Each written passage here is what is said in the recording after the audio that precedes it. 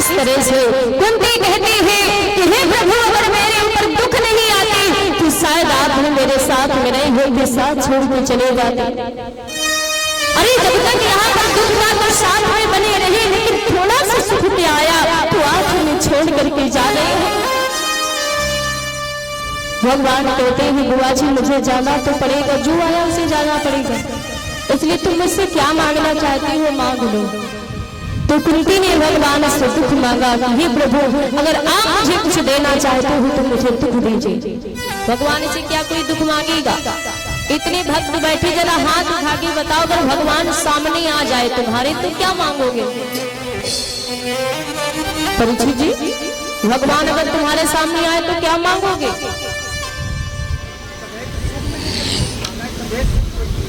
हाँ, तो वही तो क्या मांगोगे? भगवान हमें पहले दुख दे दो, मांगोगे?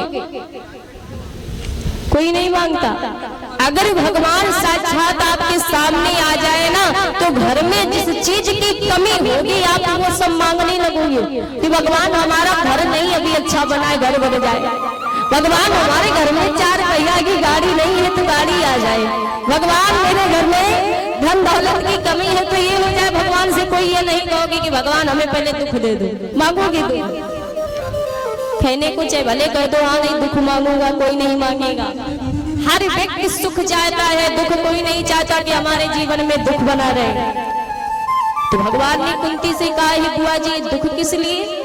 कुंती ने कहा दुख इसलिए मांग रही हूँ कि जब मैं दुखी रहूंगी तो आप हमेशा हमारे साथ रहोगे, लेकिन जब सुखी रहोगे, सुख रहेगा तो आप मेरा भी साथ छोड़ करके चले जाओगे।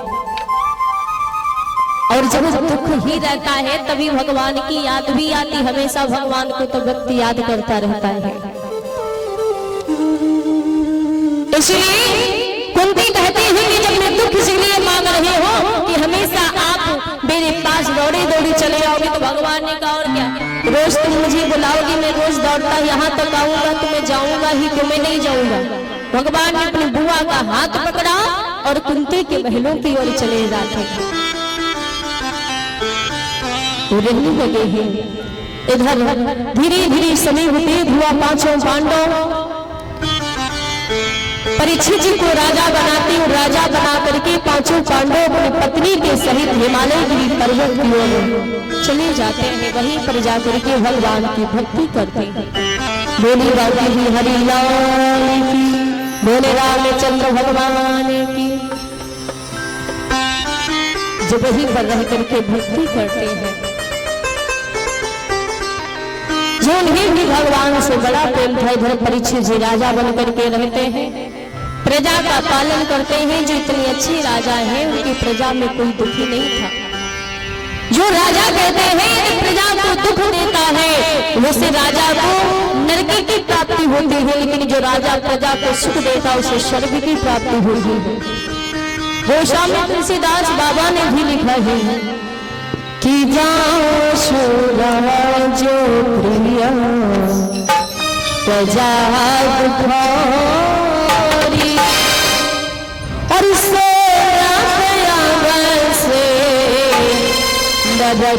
अधिकारी जाशो जो प्रिय प्रजा दुखोरी से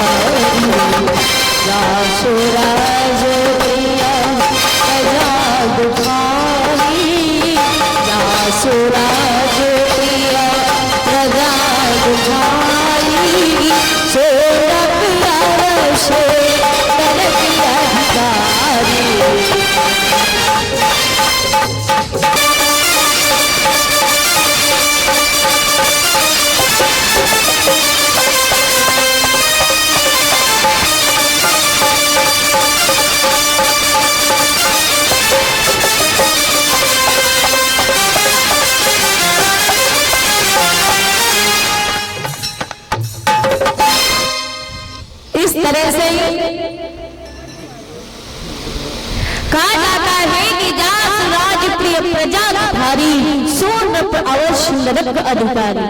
जो राजा अगर प्रजा को दुख देता है, प्रजा को पुत्र के समान प्रेम नहीं करता है, उस राजा को नरक की प्राप्ति होती है। लेकिन जो राजा अपने प्रजा को प्रेम करता है, पुत्र के समान चाहता है और प्रजा का पालन करता है, उस राजा को स्वर्ग की प्राप्ति होती है। परीक्षित जी भी बड़े अच्छे राजा हैं, प्रजा का पालन करते हैं। उनके प्रजा में कोई दुखी नहीं था। धीरे धीरे समय व्यतीत हुए। एक दिन की बात है, परीक्षित का भी मन किया कि मैं आज शिकार खेलने के लिए वन की ओर जाऊं, क्योंकि जो राजा होते हैं शिकार खेलने के लिए वन जरूर जाते हैं। शिकार खेलने के लिए वन के लिए चले हैं कि एक रोजिया खेती का साज सभी सामान, और वीर परीक्षित राज ने वन को किया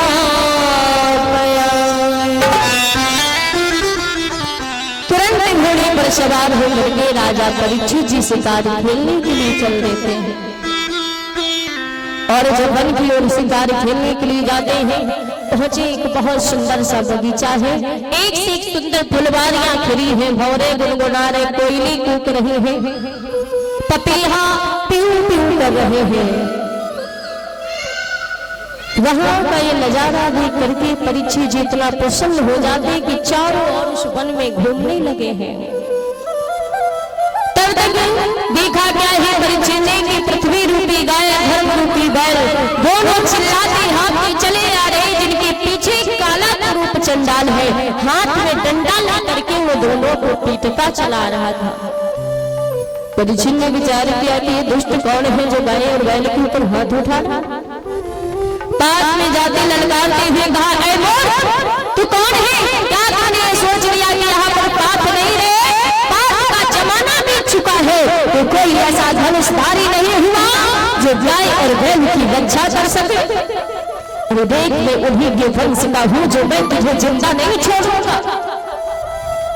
जैसे ही बात सुनी है, पृथ्वी रूपी गाय, धर्म रूपी बैल दोनों ने विचार किया कि कौन ही राजा जो मेरी आज लाज बचाने के लिए आया है। कितना बड़ा ये धर्म पर चलने वाला है। विचार किया है मन में और कहते क्या है कि कौन है आज मेरी लाज बचाने आए, कौन है आज मेरी लाज बचाने आए, धर्म के नाम पे बलिदान चढ़ाने आए, धर्म के नाम पे बलिदान चढ़ाने आए, नाम पे बलिदान चढ़ाने आए, धर्म के नाम पे बलिदान चढ़ाने आए।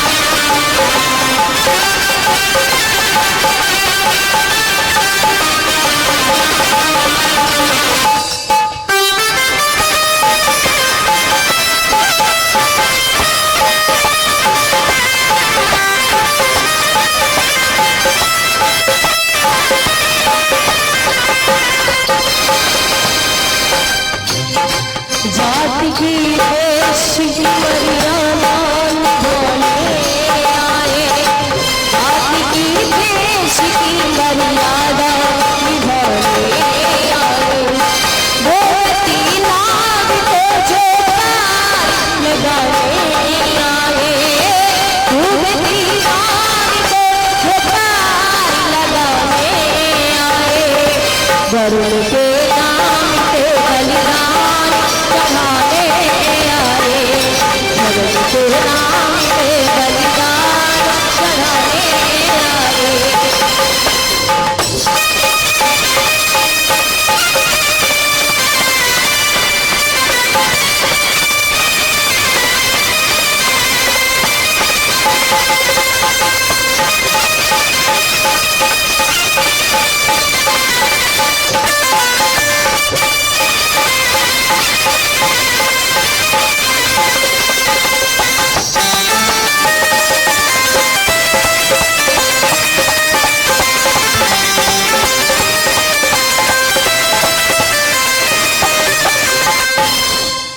से विचार किया है पृथ्वी रूपी गाय धर्म रूपी भैंस दोनों ने किया आखिर कौन है जो आज मेरी लाज बचाने के लिए